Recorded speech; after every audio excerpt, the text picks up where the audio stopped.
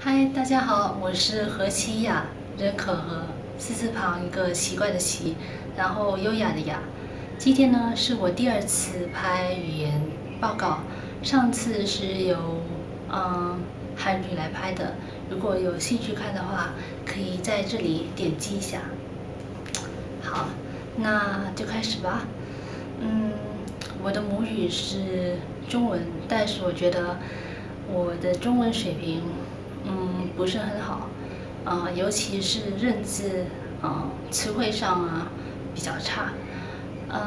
原因是最近几年没什么机会练，而且本来中文水平也不算很高，但是最近因为家里总是讲英文，然后上班工作也没什么机会去用中文沟通。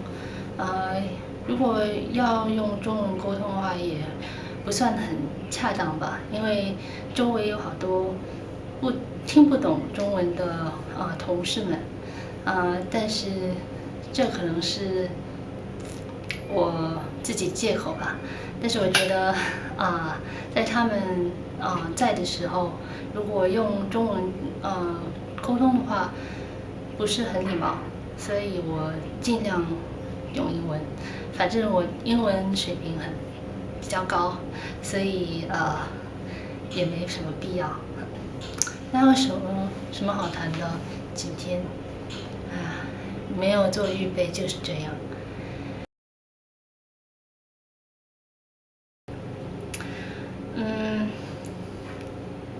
总之，因为不常练，所以中文的水平就渐渐的退步了。认识我的人通常对我的中文水平有两种即兴的感觉。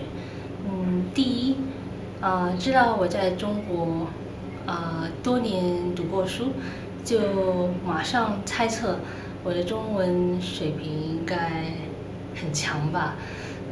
但可不见是这样。我估计现在的水准应该等于新加坡一般中学生的水准吧。另一种呢是从来没有听过我讲中文的人，这个视频就是给你们的。所以呢，一听到我开口讲中文，就每次都会显得很惊讶。嘿，原来是会讲中文的，蛮好笑的。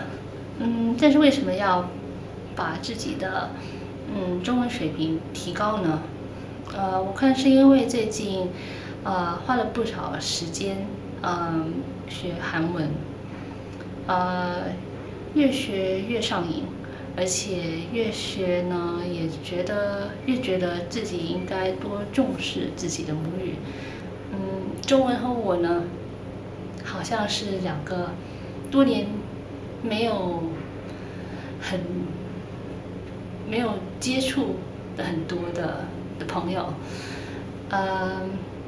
以前在北京待过几年，那时候北京人到处讲的普通话，我觉得很好听，咬字又准，用词漂亮。